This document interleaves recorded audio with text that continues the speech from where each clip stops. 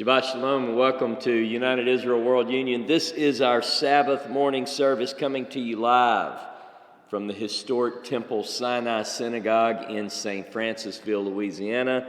Thanks to an agreement with the Julius Freehand Foundation and the West Feliciana Historical Society. Greetings, welcome, Shabbat Shalom. It is great to be here with you this morning. Hey, I have some good news. The good news is that this coming Wednesday night, this Wednesday, January the 8th, right here, 6 p.m., the historic Temple Sinai, we are hosting Hanok Young. And many of you know Hanok Young. Hanok has been a long-time friend of mine and many of ours for going on close to 30 years now. So Hanok will be here from 6 to 8 p.m., delivering a talk that is entitled, The Courage to be Blessed.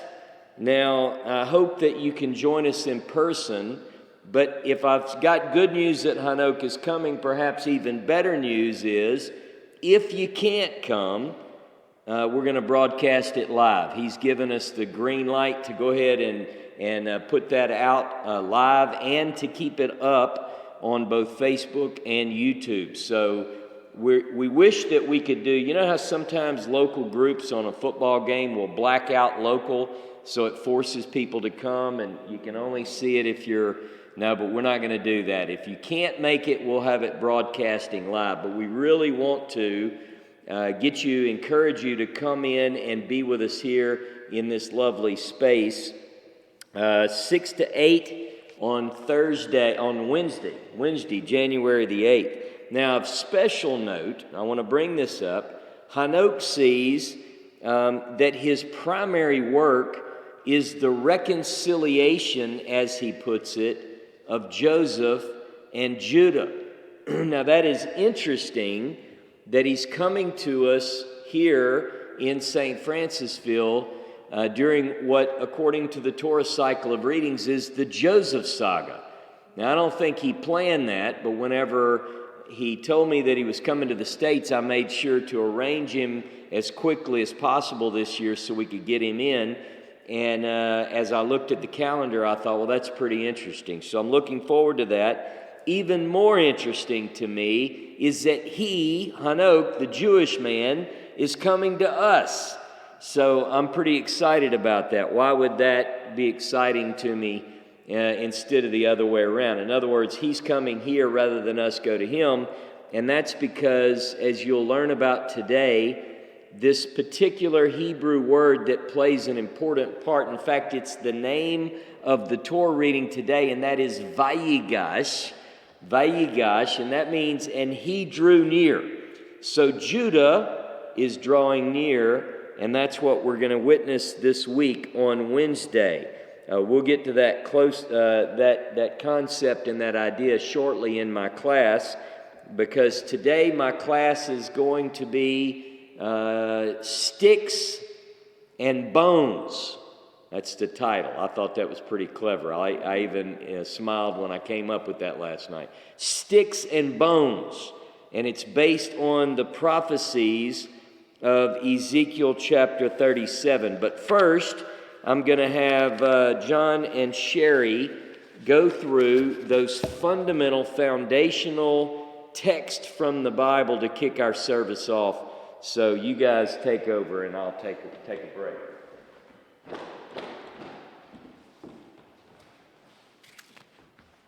Good morning and Shabbat Shalom. Deuteronomy 6, verses 4 through 9. Hear, O Israel, the Lord our God is one Lord. And thou shalt love the Lord thy God with all thine heart and all your soul and all your might. And these words which I command you this day shall be in your heart.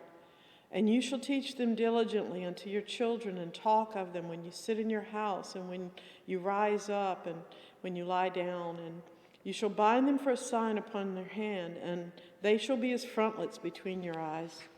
And you shall write them upon the posts of thy house and on thy gates.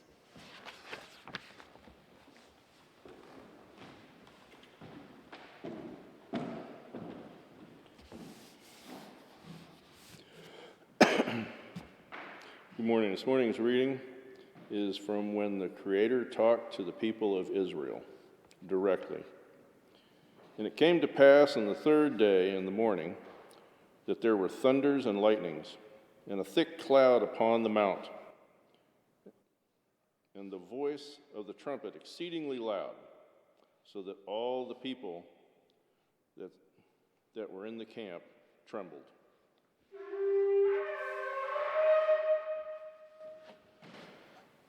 And God spoke all these words, saying, I am the Lord thy God, which have brought you out of the land of Egypt, out of the house of bondage. Thou shalt have no other gods before me. Thou shalt not make unto thee any graven image of any likeness of anything that is in the heaven above, or that is in the earth beneath, or that is in the water under the earth. Thou shalt not bow down yourself to them, nor serve them. For I, the Lord thy God, am a jealous God, visiting the iniquity of the fathers upon the children unto the third and fourth generation of them that hate me, and showing mercy unto thousands of them that love me and keep my commandments. Thou shalt not take the name of the Lord your God in vain, for the Lord will not hold him guiltless that takes his name in vain. Remember the Sabbath day, to keep it holy. 6 days shall you labor, and do all your work. But the seventh day is the Sabbath of the Lord your God. In it you shall not work, you shall not do any work, nor your son, nor your daughter, nor your manservant, nor your maidservant, nor your cattle, nor the stranger that is within your gates. For in 6 days the Lord made heaven and earth, the sea and all that is in them, and rested the seventh day. Therefore the Lord blessed the Sabbath day and hallowed it. Honor thy father and thy mother, that thy days may be long upon the land which the Lord thy God has given thee. Thou shalt not commit murder. Thou shalt not commit adultery. Thou shalt not steal. Thou shalt not bear false witness against thy neighbor. Thou shalt not covet thy neighbor's house. Thou shalt not covet thy neighbor's wife, nor his manservant, nor his maidservant, nor his ox, nor his ass, nor anything that is of thy neighbor's. This is the word of God.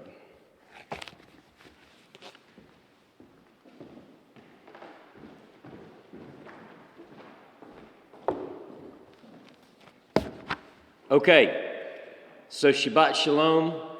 Are you ready to have some fun and discuss some great prophecies? Today, I'm going to be talking to you about a reunion.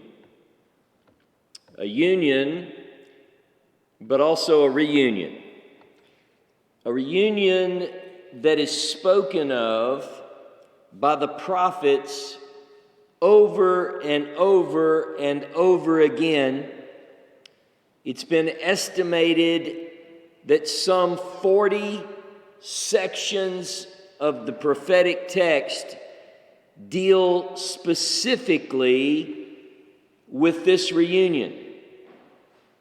This reunion is perhaps could be called the single most important point in the eschatological fulfillment. In other words, of all the things that are anticipated by the prophets and spoken of by the prophets, this reunion is the focal point.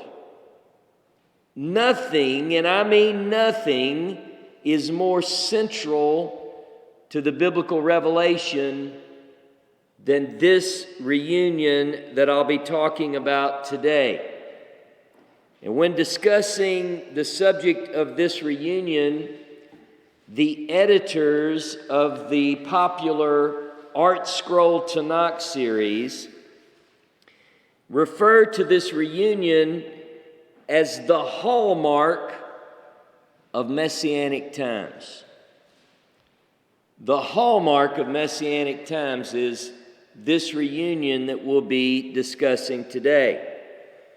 Now, as usual, I will be weaving together text from the Tanakh, from both the Torah and the prophets.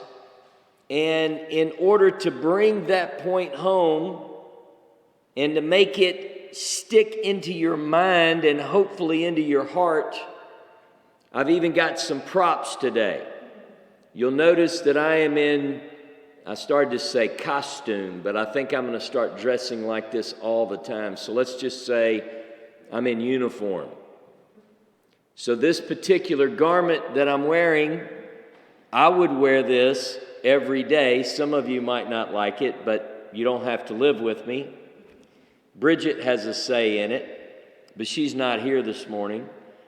But this was made by Reuven Prager. He has a company that he's had for many, many years, decades now, called Beged Ivri, Hebrew clothing.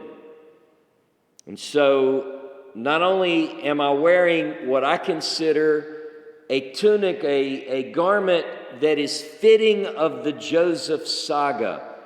You know, we know that Joseph wore, in the English it says, a coat of many colors.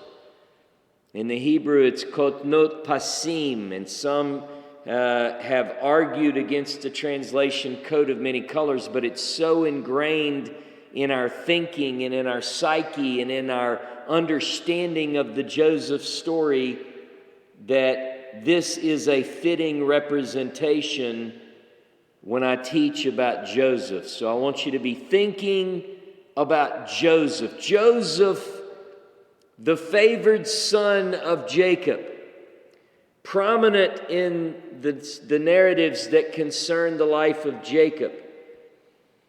When Joseph is 17, he's taken away. We're going to talk about that.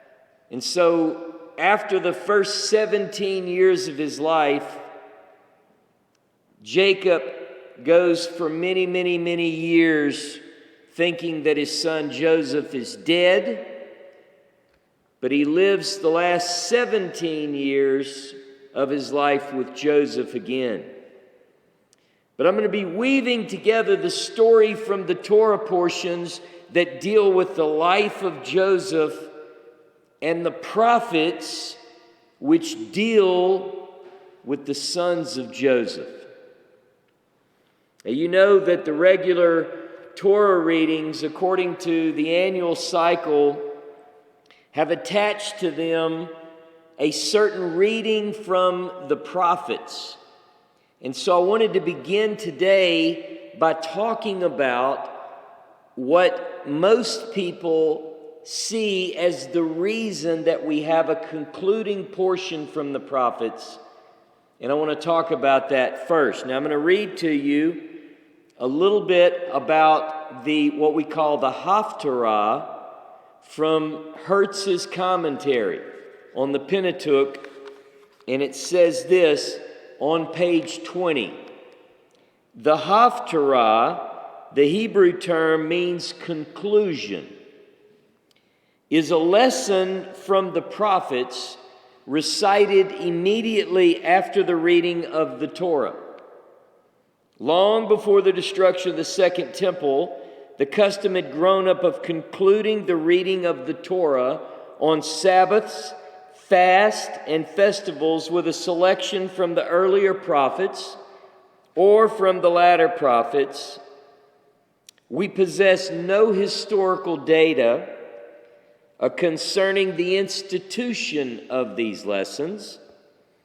There is a medieval author on the liturgy that states that a little more than 2,000 years ago, roughly 168 BCE, Antiochus Epiphanes.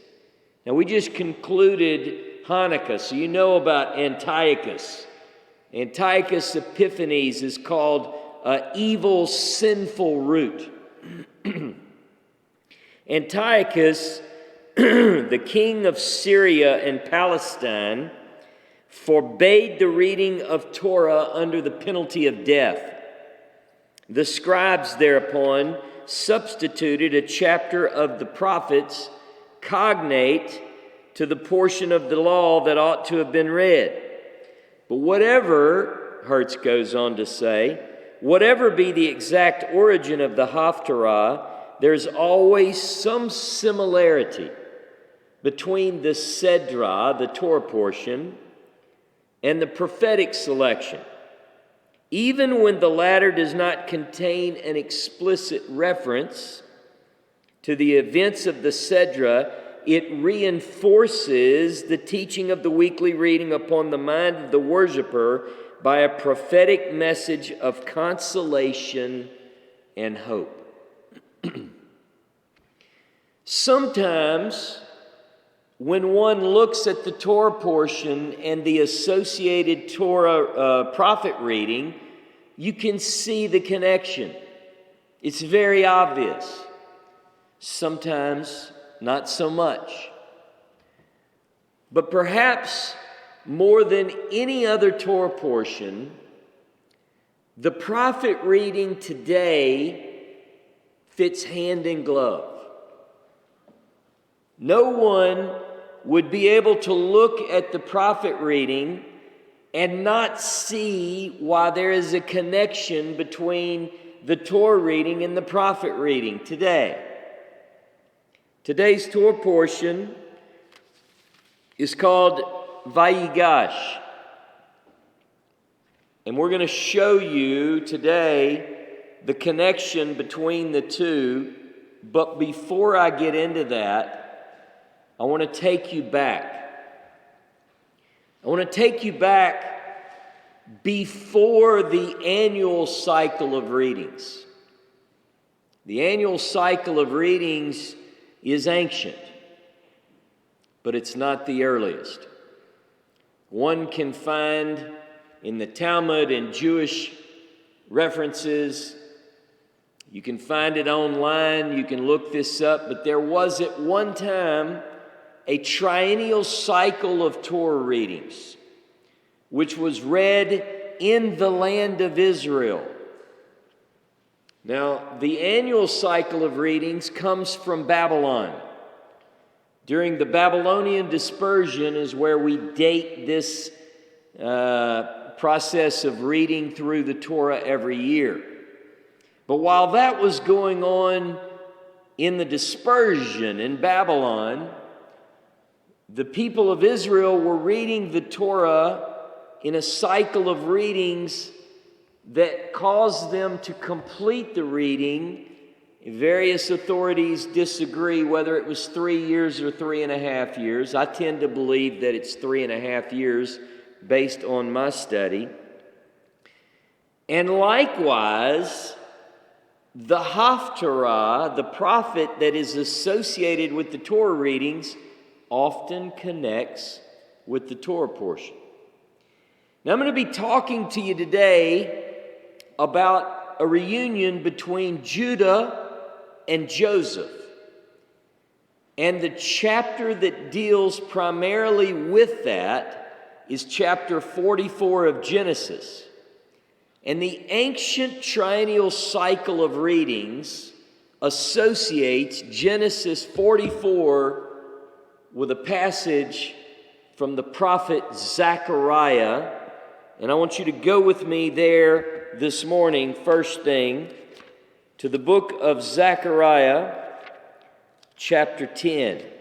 Zechariah, chapter 10, and you will now hear the earliest prophetic section of text that the rabbis, the leaders, the religious leaders of the day associated with the reunion of Judah and Joseph from Genesis chapter 44. I'm going to begin in verse 3 of Zechariah 10. My anger burns against the shepherds, and I'll punish the goats, for Jehovah of hosts has remembered his flock, the house of Judah, and makes them like the magnificent steed in the battle. Out of him shall come forth the cornerstone, out of him the stake, out of him the battle bow, out of him every ruler together. They shall be like mighty men who tread down their enemies in the mire of the streets in the battle, and they shall fight, because Jehovah is with them. And the riders on the horses shall be confounded, and I will strengthen the house of Judah, and I will save the house of Joseph. And I will bring them back again, for I've had mercy on them, and they shall be as though I had not cast them off. For I am Jehovah their God, and I will hear them. And they of Ephraim shall be like a mighty man, and their heart shall rejoice as through wine, and their children shall see it and be glad. Their heart shall rejoice in Jehovah. I will whistle to them and gather them, for I have redeemed them, and they shall increase as they have increased before. And I will sow them among the peoples, and they shall remember me in far countries, and they shall live with their children and shall return. And I will bring them back out of the land of Mitzrayim and gather them out of Ashur, and I will bring them into the land of Gilead and Lebanon, so that there will be no room for them. And he shall pass through the sea with affliction, and shall smite the waves in the sea, and all the deeps of the rivers shall dry up. The pride of Asher shall be brought low. The scepter of Mitzrayim shall depart away, and I will strengthen them in Jehovah, and they shall walk up and down in his name, says Jehovah.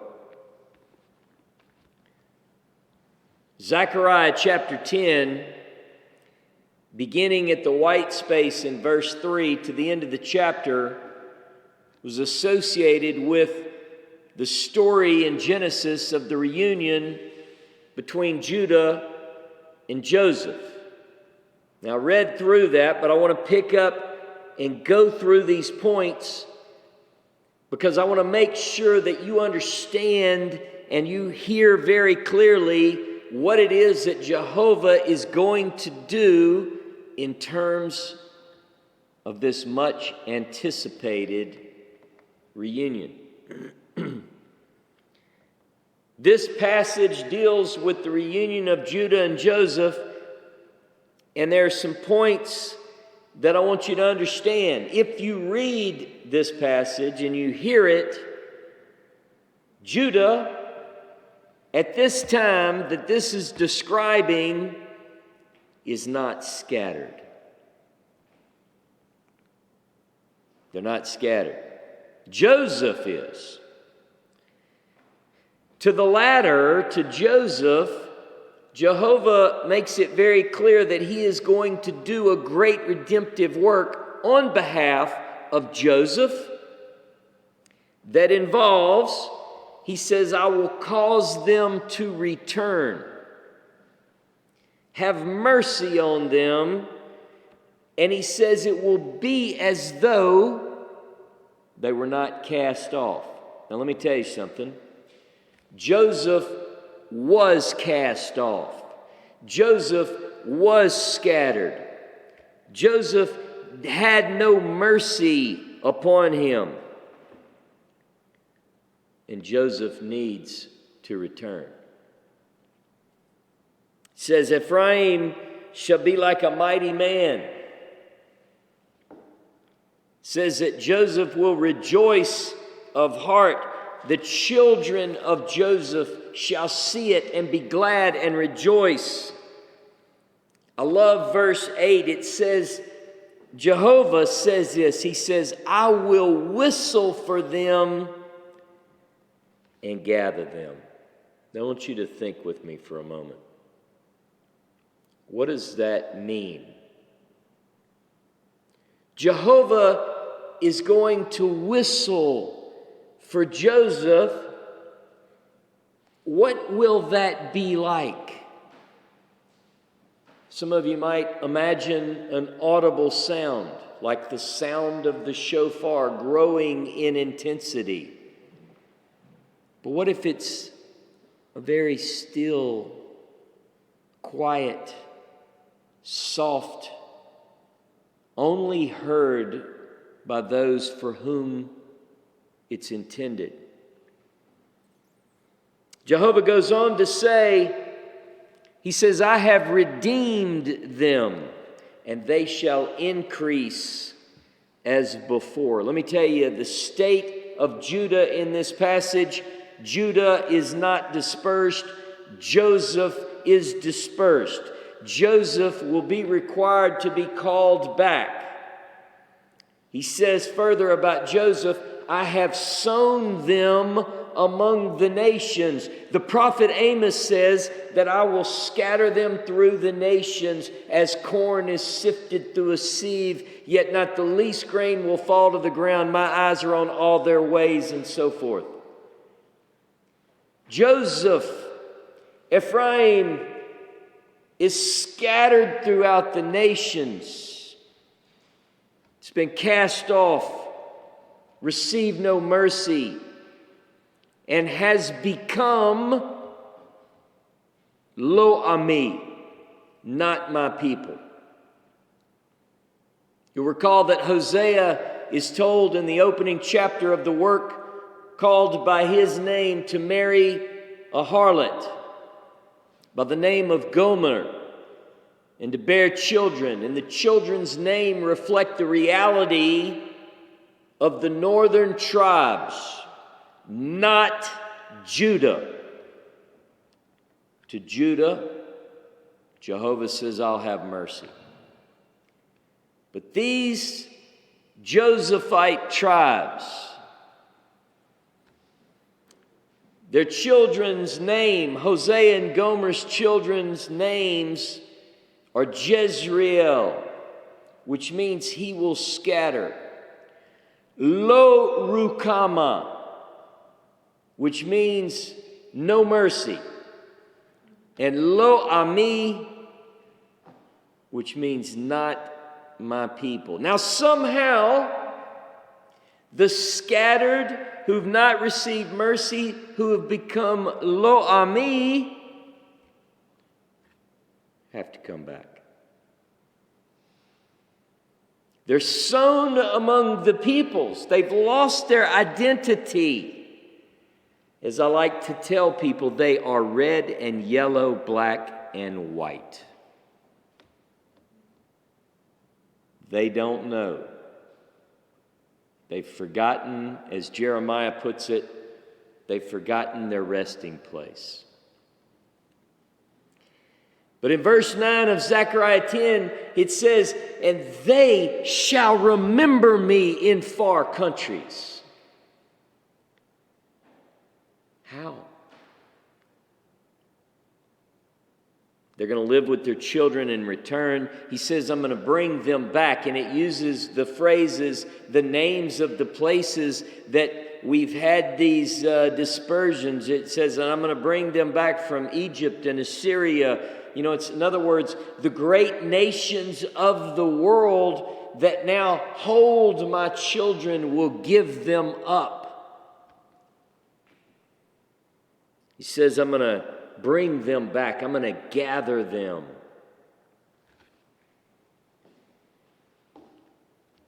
He says he's going to, it's not just that he's going to bring them back. Bring them back to where?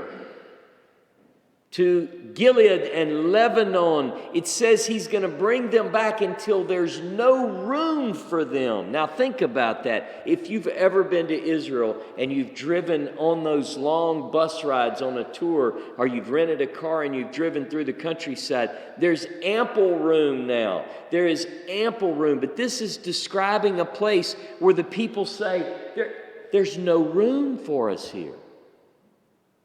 We have to spill over into other areas. This describes for us the magnitude of this return. So great, so many. Israel right now has about 9 million people living in it, about 74% of which are Jewish people. Even if the ratio is 10 to 1, which I think it's far greater than that, the exponential growth would be far greater, I believe. But even if you did that, what if 90 more million people were pulled from the nations to live in that place. 90 million. Just straight math, 10 to 1. Where do I get that? I think you know if you read the prophets. 1 Kings 11 through 13. Zechariah chapter 8 verse 23. 10 men of all the languages of the nations will grab hold of the hem of the garment of a Jewish man, saying, "We'll go with you, for we know that God is with you." Look, this 10 to 1 ratio, it's not a myth. It's not just a fairy tale. 10 times, a minimum of 10 times, are going to return physically to the land. Now, a lot of people have spiritualized this, but they also spiritualize the return of Judah to the land. And once the Jewish people returned to the land, people had to go back to the drawing board with their understanding of Scripture.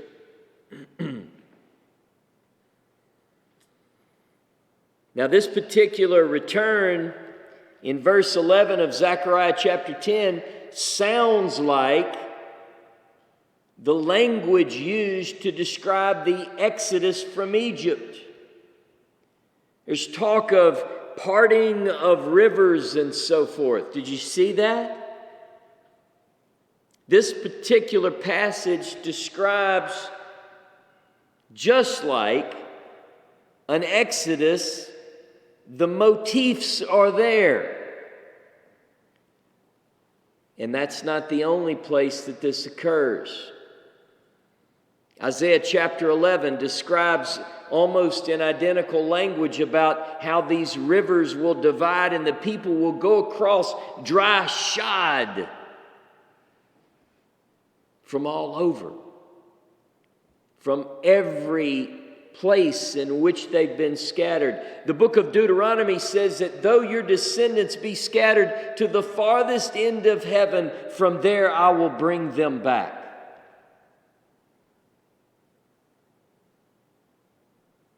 Jeremiah chapter 16 and Jeremiah chapter 23 make this very clear, though. The exodus which is to come will so far exceed the splendor and glory and miraculous nature of the first exodus that the first exodus will no longer be spoken of. Jeremiah 14 says, or Jeremiah 16 verse 14 says that no longer will it be said, Jehovah lives, who brought the children of Israel up out of the land of Egypt. But Jehovah lives, who brought the children of Israel up out of all the lands into which they've been driven. In other words, in the future, a Passover Seder, if you will, most likely will be different. I believe that every Haggadah that you have now will be a collector's edition. You'll have to go read one off of somebody's bookshelf to even remember that story, because people would look at you and say, "Why are you even reading about that? You think that Exodus is something from one country where they were all together? No. This is much bigger. This is from every nation on the planet." The subject of the tribes, particularly Joseph and Ephraim, in particular the 10, or the return of the 10, is the main point of the class today. Remember, Judah, according to Zechariah 10, doesn't appear to be scattered among the nations. This is describing a situation. Perhaps Judah is already in the land, because the focal point is about bringing Joseph back. Joseph is the focus of Zechariah 10. Cast off, scattered among the nations, no mercy. They're in faraway countries. And it says they'll remember. They'll remember me. They will remember me. Look with me at Deuteronomy 30. This is something that just, as I'm talking, I just can't stop thinking about this. Deuteronomy chapter 30, it begins at the white space, verse 1, and it will come to pass, when all these things are come upon you, the blessing and the curse which I've set before you, and you shall return to your heart.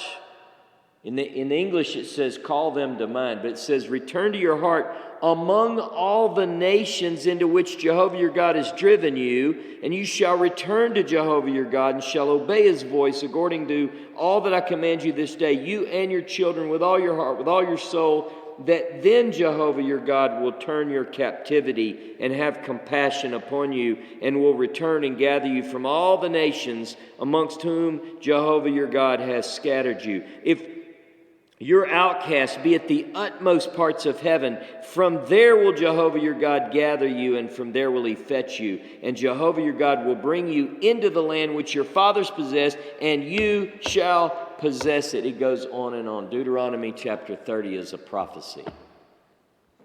Deuteronomy 30 is not historical. Deuteronomy 30 has not taken place yet. Deuteronomy 30 is perhaps the greatest prophecy of the restoration of Israel that the Bible contains. There is nothing as concise in covering the full details of the return as Deuteronomy chapter 30. From their place of exile, says they will return. Jehovah himself will call to them. He says he'll whistle for them, bring them back.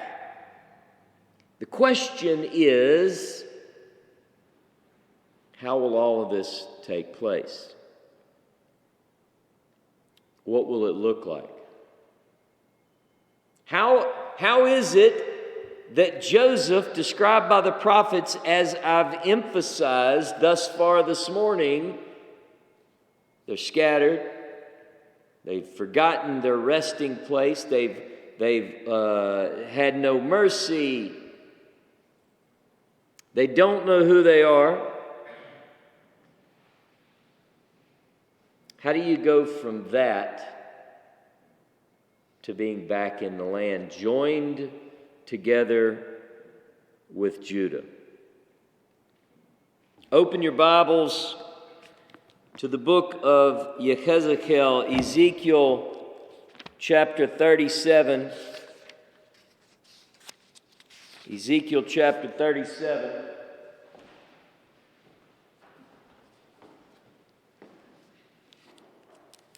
In verse 15, at the white space. And I'm going to read it and demonstrate. Ezekiel 37:15, the word of Jehovah came to me, saying, and you, son of man, take one stick. It says, take one stick and write upon it, for Judah and for the children of Israel, his companions. And I'm going to do that.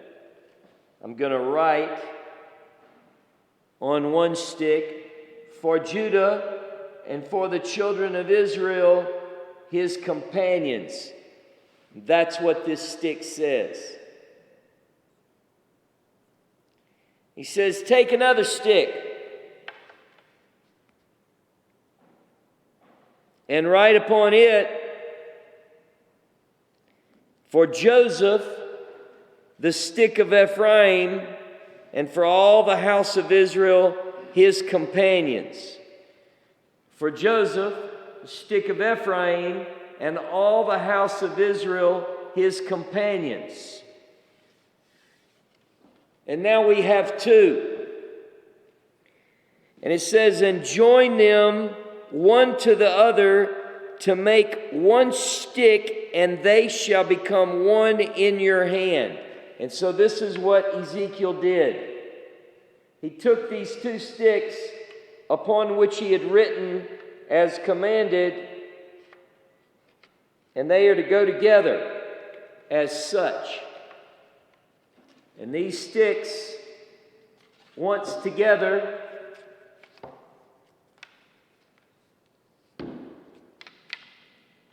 become one in the prophet's hand.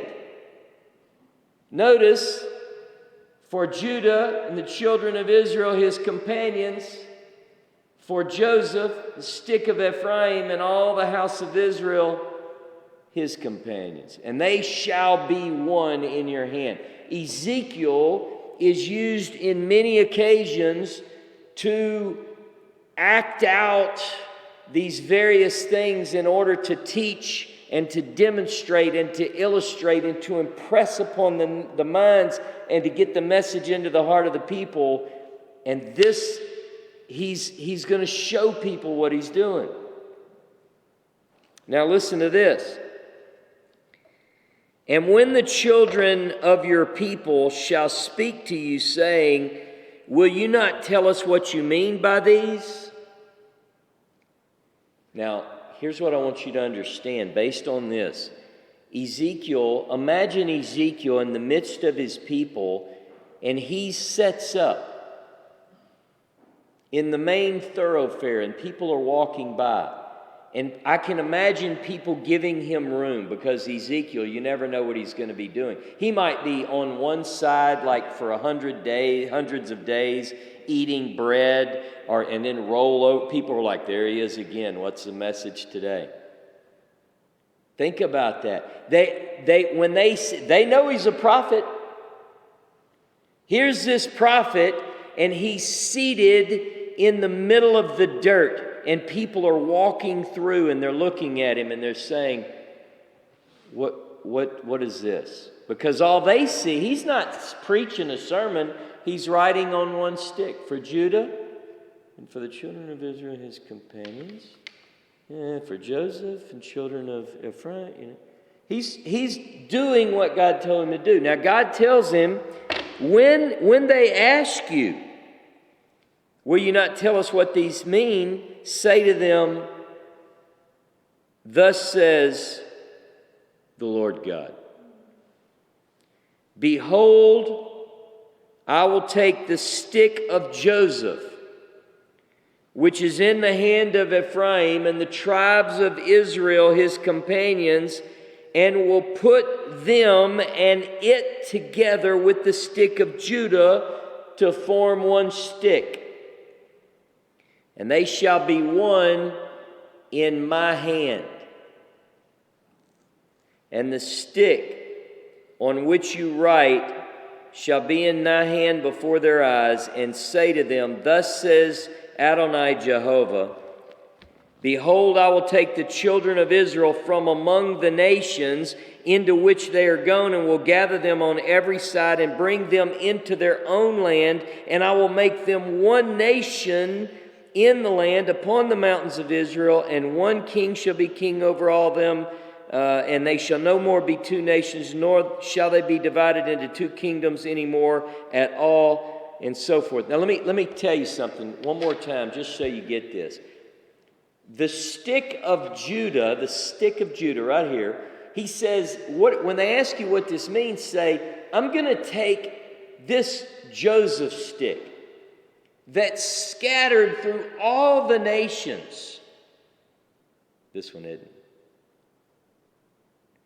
And I'm going to put this stick on this stick, and they shall be one in your hand. And he makes a point to interpret that when they're one in his hand, all the tribes will be together in the land. I don't know about you. I remember as a kid singing this song. He's got the whole world in his hands. It's like he's got all the tribes in his hand. It's talking about the land of Israel. When the tribes, Joseph is taken from their scattered places and placed with Judah in his hand. They're in the land. Notice this. He says they're going to have one king over them. Now, I know a lot of people are saying, yep, there's the Messiah. Here it is. Stick with me. We're going to go through this. They're not going to be two nations anymore. Notice this. Nor will they anymore be defiled by their idols. These people love idols.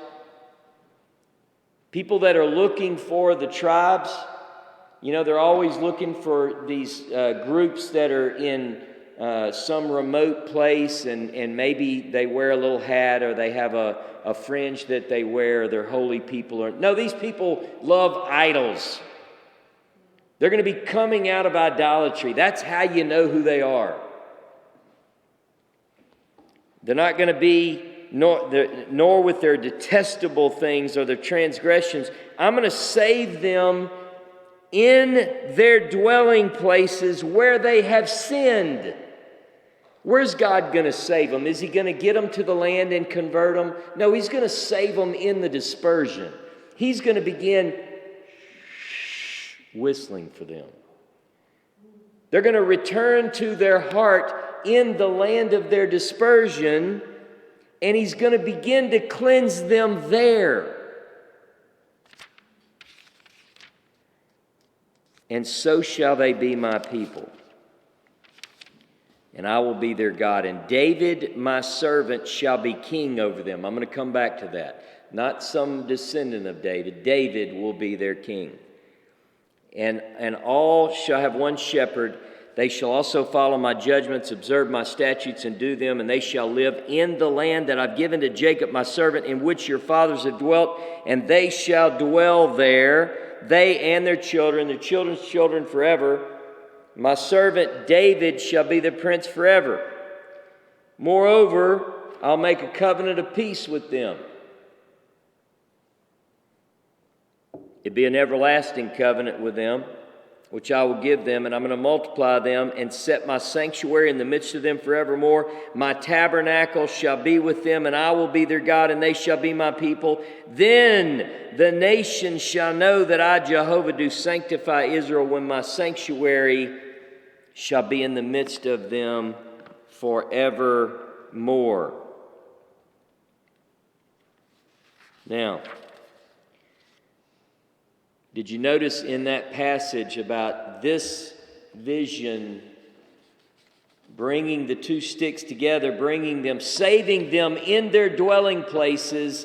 They're going to forsake their idols in their dwelling. They're going to begin from the dispersion to get away from that stuff, and the cleansing begins there. And once they get to the land, they're going to have one king over them, David, my servant. Not a descendant of. In fact, let me show you a couple more passages just so you have them in your notes. This is a major point. Ezekiel chapter 34 also. Go to Ezekiel 34 and...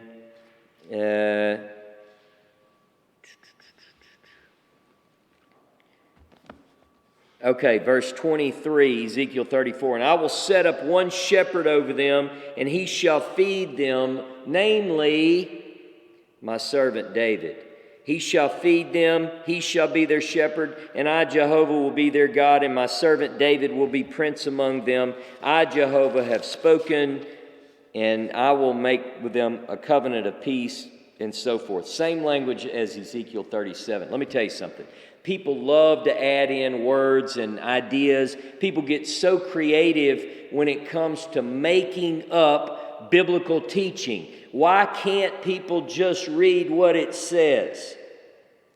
You know how many people will interpret this? Go look among the brilliant minds who've studied these scriptures, and you go read, and you know a lot of them are going to say in these commentaries, this is the Messiah.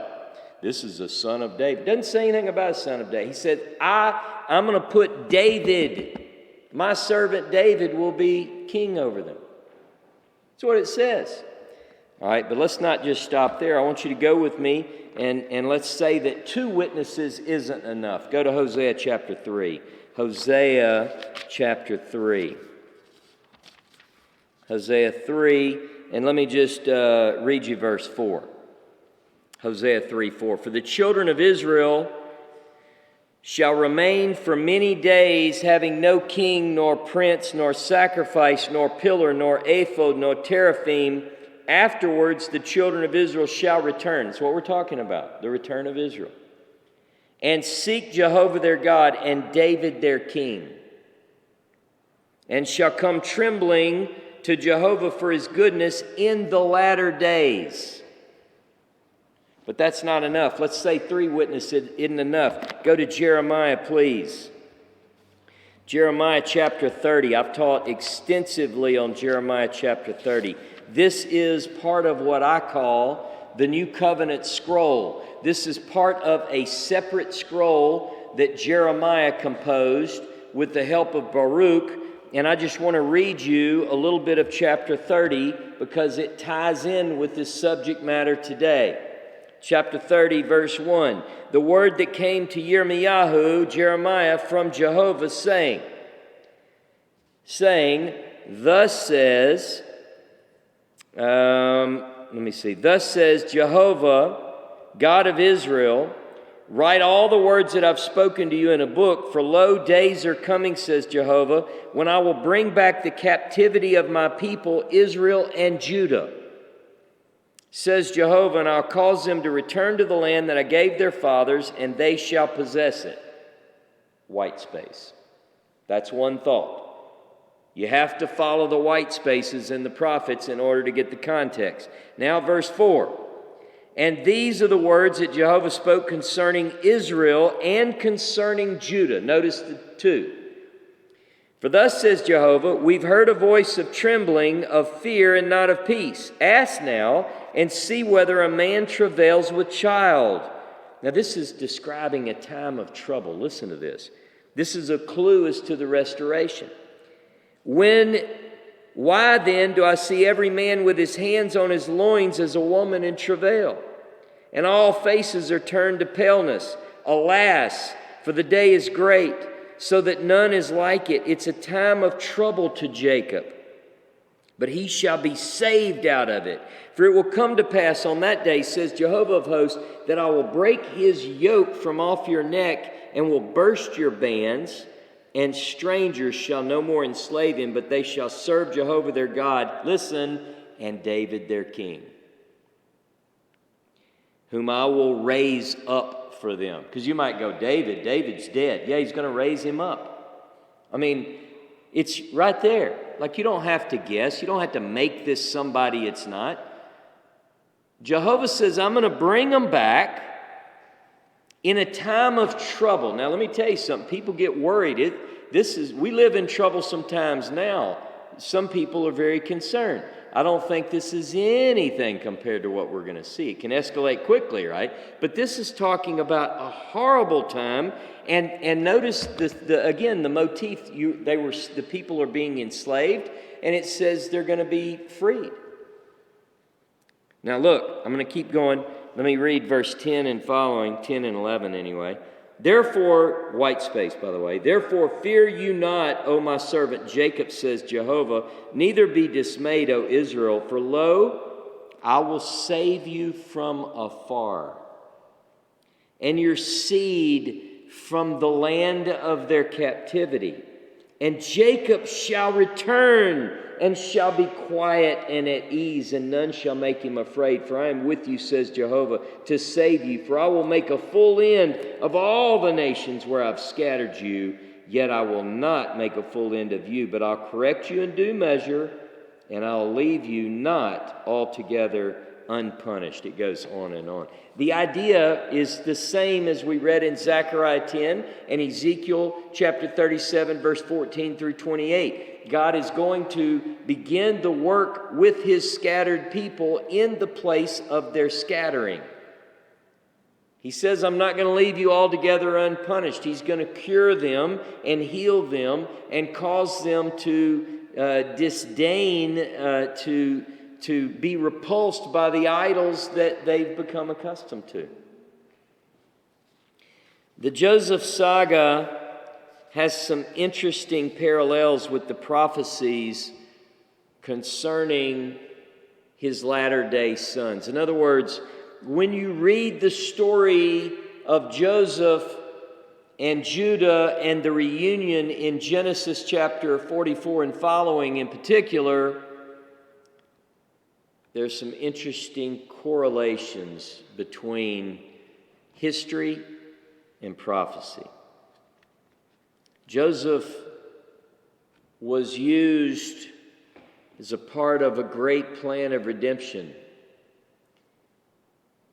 If Joseph doesn't go to Egypt and ultimately through the circumstances by being guided by the hand of God, there would be no great famine. The other children of Israel would not go into Egypt. They would not need to be rescued, and therefore the whole story is gone. Without Joseph, there is no redemption. You take Joseph out of the story, and there's nothing left. Joseph is stolen from Dothan. Dothan is in the Jezreel Valley. You should be able to make a connection with that. Jezreel, the name of Hosea's first child. Joseph of old goes into dispersion from Jezreel. It's like an ancient correlation that comes back now to the surface. Joseph is thought to be dead. The description that we get in the Torah is, and I'll go to this in a few moments. I'm just going to hit some high points and then build on it quickly. Joseph is thought to be not only dead, but torn to pieces. He's separated from his family. He marries a foreign woman, an Egyptian priest's daughter. Joseph is we read about he has a divining cup, right? I mean, like, is he there donning tefillin and praying and keeping the holy Torah as it was done last week in Jerusalem? No, he's divining. He's into Egyptian culture. He, as we say, looks like an Egyptian. He walks like an Egyptian. He is not discernible, recognizable. You wouldn't be able to call him an Israelite. You think he's an Egyptian. Not unlike Moses, another great redeemer, I might add. Remember when Moses shows up at the well and the girls go tell Jethro, their dad, about it? They said, look, some Egyptian man came and helped us. What is it about God and taking these redeemer figures who don't look like you would expect them to look? In fact, they look pagan as hell, and he's using them to save his people. What?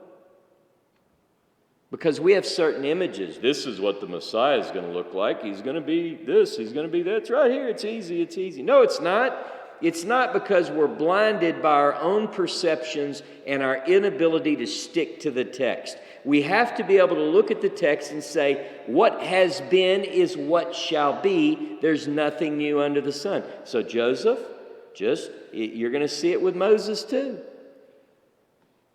They don't look like you would expect them to look. Joseph marries this woman, this Egyptian woman, and she is Egyptian, despite what some commentaries try to, because they can't have this guy marrying somebody other than an Orthodox person.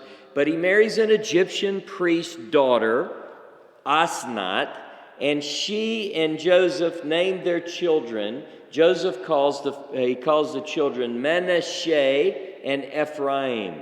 Manasseh he says, is because I've forgotten my father's house. But his other child he names Ephraim, but I have been fruitful. See, he's forgotten his father's house, but he's fruitful. And through the providence of God, Joseph is raised up to preserve life. The story of Joseph is interesting. You know the old riches to rags, to riches, to rags, to riches. Joseph, the Lord of the dreams. The boys call him that, his brothers. Here comes this dream master. Let's see what his dreams are today. How about we kill him and see what happens to his dreams? But the Lord of the dreams is destined by Jehovah to become not just the dream master, but the master of the land. When famine strikes, and it is, and it will, and it did, and it will again, one must go through Joseph to get life. Joseph begins to interface with his family throughout the narratives of the Joseph saga from Genesis chapter 41 and so forth. And when he does, they don't recognize him. Why? Because he looks like an Egyptian. He recognizes them, though. It's been 22 years from the time he dreamed that his brothers and family bowed down to him. 22 long years later, his family bowed down to him. God sometimes shows us a vision that doesn't come to pass right away. He was thought to be dead, torn to pieces. Go with me to Genesis 37. Genesis 37, verse 31.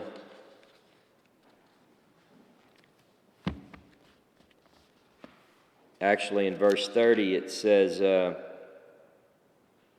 this is what Reuben's reaction is. And he returned to his brothers and said, the child is not. The child is not. Enenu.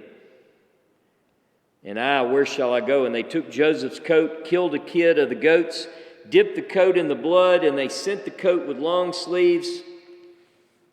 And they brought it to their father and said, we found this. Do you know whether it's your son's coat or not? And he knew it. He said, it is my son's coat. An evil beast has devoured him. Joseph is without doubt torn in pieces. And Yaakov rent his clothes and put on sackcloth on his loins and mourned his sons many days. And all his sons and all his daughters rose up to comfort him, but he refused to be comforted.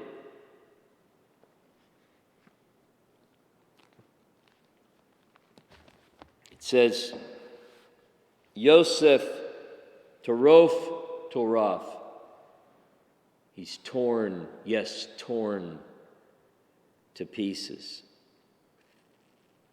Go with me to Hosea chapter 6. Hosea chapter 6.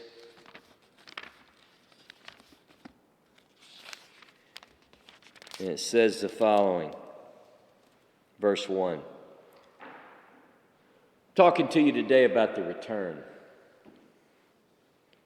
Come and let us return to Jehovah, for he has torn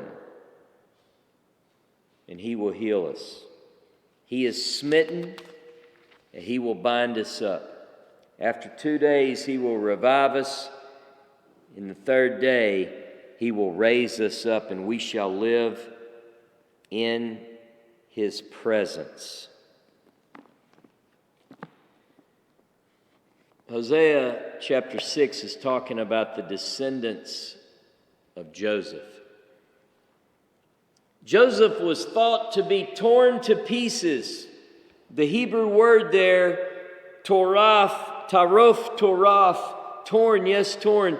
The same word is used in Hosea 6 talking about Joseph's sons. It says, these children of Joseph say, we are torn. He's torn us. But he'll heal us. Same word, they're raised on the third day. I want you to go with me to Jeremiah chapter 31. Jeremiah 31. Again, part of Jeremiah's New Covenant scroll. Verse 14. Thus says Jehovah, a voice was heard in Ramah, lamentation and bitter weeping, Rachel weeping for her sons. She refused to be comforted for her children because they are not. Enenu. Remember Reuben, over and over, Joseph is described as he is not. Listen, who are Rachel's sons? Now, this can be interpreted a lot of ways, but biblically and literally and accurately, it's referring to the children of Rachel. And in context, we're talking about Joseph, Ephraim. I'm going to prove it to you. But look, this is interesting. Rachel is weeping. It says she's refusing to be comforted. Do you know that this is the only other place in all of Scripture? It was used once for weeping over Joseph in the Genesis chapter 37 that I just read to you. Jacob, it says he wept uncontrollably. That phrase, those two Hebrew words are only used one other time in all of Hebrew Bible, and that is right here when Rachel is seen weeping and refusing to be comforted. It's always, that kind of weeping is always over Joseph. Now look at the next verse. Thus says Jehovah, keep your voice from weeping and your eyes from tears, for your work shall be rewarded, says Jehovah, and they shall come back again from the land of the enemy. There is hope for your future, says Jehovah. Your children shall come back again to their own border. Stop that crying, Rachel.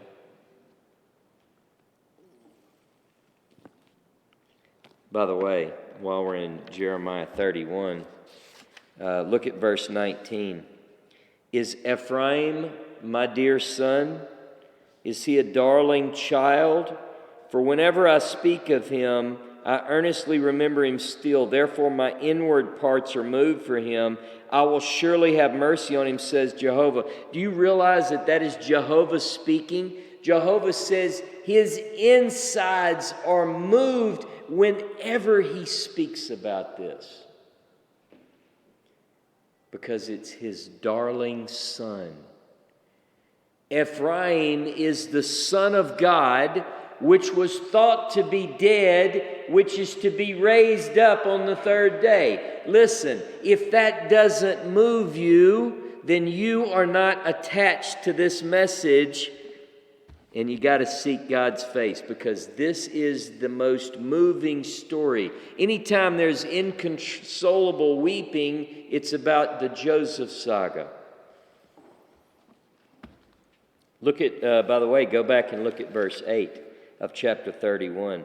They shall come with weeping and with supplication will I lead them. I will cause them to walk by the rivers of waters in a straight way in which they will not stumble. For I am a father to Israel, and Ephraim is my firstborn. Jehovah's talking. He says, I'm going to bring my son back. Now go back to Ezekiel 37. Today's class is called Sticks and Bones. Verse 1. Ezekiel 37. The hand of Jehovah was upon me, carried me out in the spirit of Jehovah, set me down in the midst of the valley which was full of bones, and he caused me to pass by them round about. And behold, there were very many in the open valley, and lo, they were very dry. And he said to me, Son of man, can these bones live? And I answered, O Adonai Jehovah, you know. And he said to me, prophesy over these bones and say to them, O dry bones, hear the word of Jehovah. Thus says Adonai Jehovah to these bones. Behold, I will cause breath to enter you, and you shall live.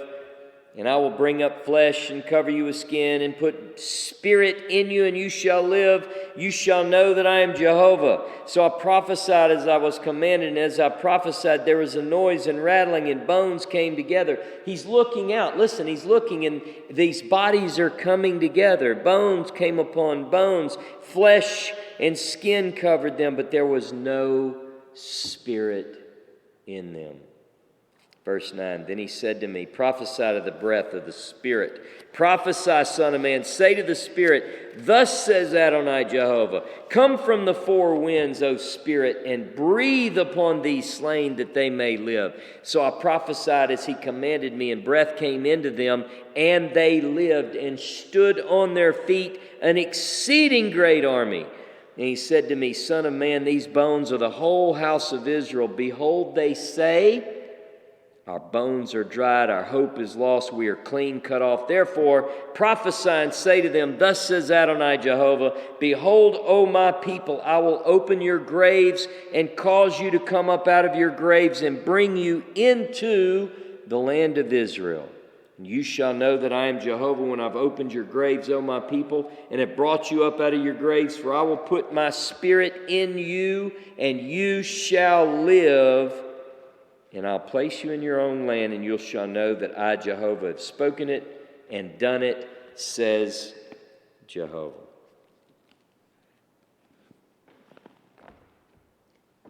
The first thing he does is he sees the bones, and he prophesies to the scattered bones. Notice they're scattered in the valley. They're very dry. It's like everywhere you look. And Jehovah says, can these bones live?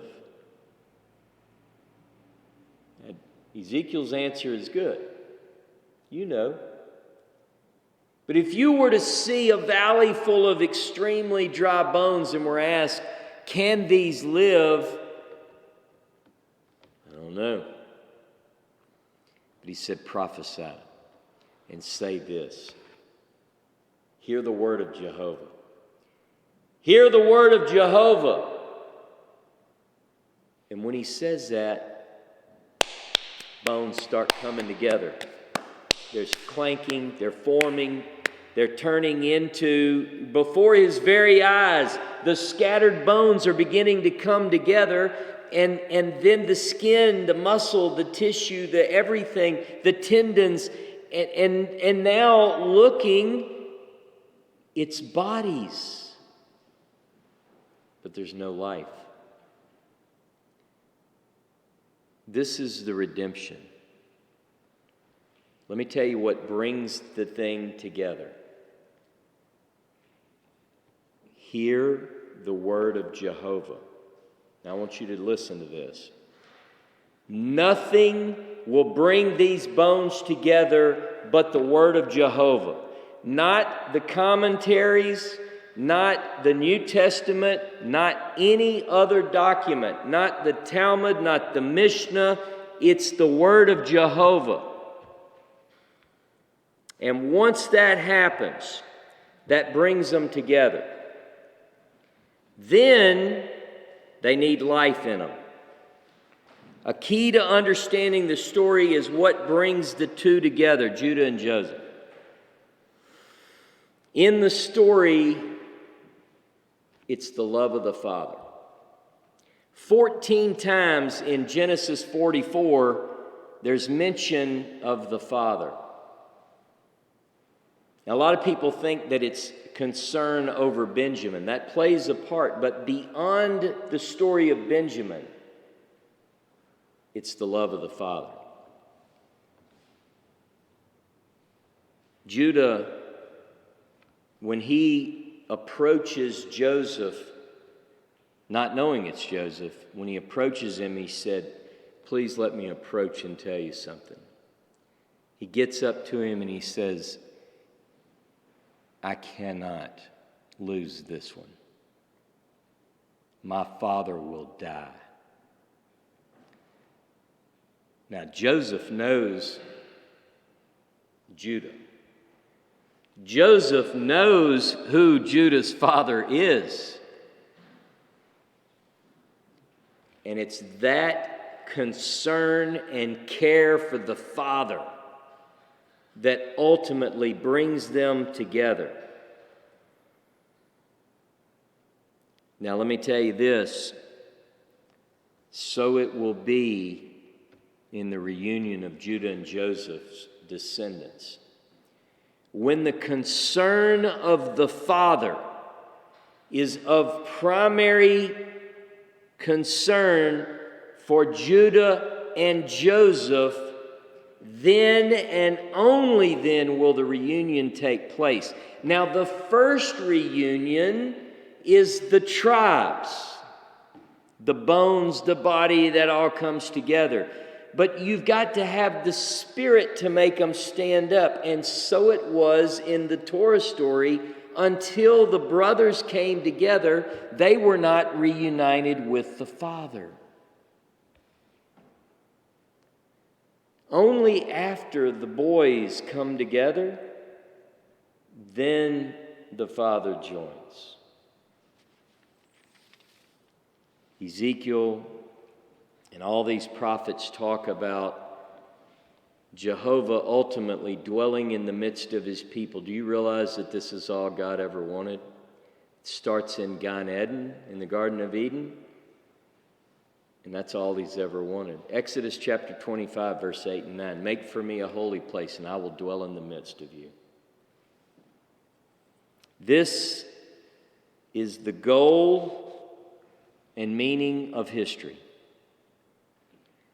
Please, let us all put our love of the Father above everything else, and the ultimate reunion will take place.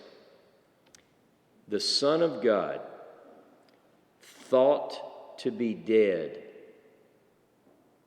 will rise again. And just so you know, we're in the third day.